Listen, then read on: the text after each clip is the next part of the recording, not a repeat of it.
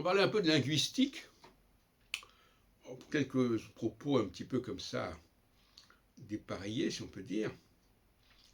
D'abord, je dirais que lorsqu'on lit un texte, ça s'entend.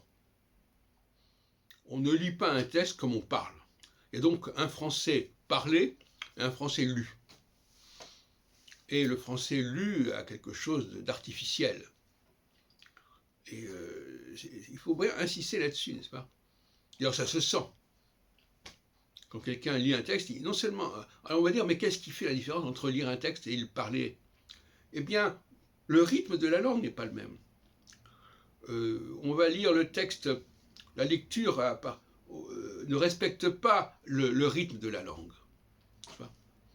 Ne respecte pas la fluidité de la langue.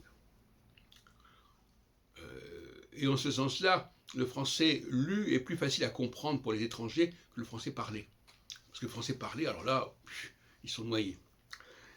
Et un deuxième point que je voudrais signaler, c'est que de la même façon que une phrase ne se résume pas à ses mots,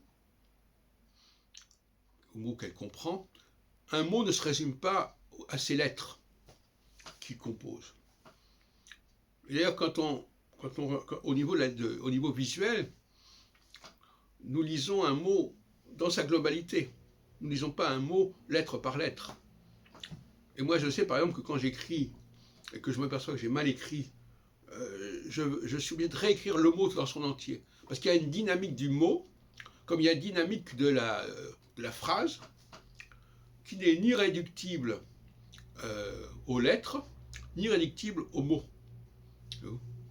Et ça, c'est très important, cette musicalité, parce que moi je suis aussi dans la musique, cette musicalité, cette fluidité de la langue, que j'admire beaucoup en français, et dont beaucoup de Français ne sont même pas conscients.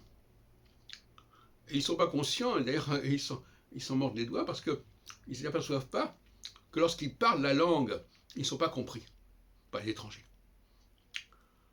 Parce que cette langue, elle est tellement rapide, tellement fluide, elle n'est pas limite, elle ne sépare pas les mots comme ça, elle n'est pas du tout pédagogique, cette langue.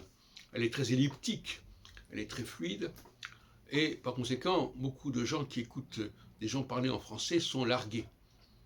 Sauf si celui qui parle en français ne le parle pas correctement, c'est-à-dire parler correctement la langue française, c'est pas simplement de faire des fautes de grammaire, c'est aussi faire des fautes de rythme. Hein, voilà.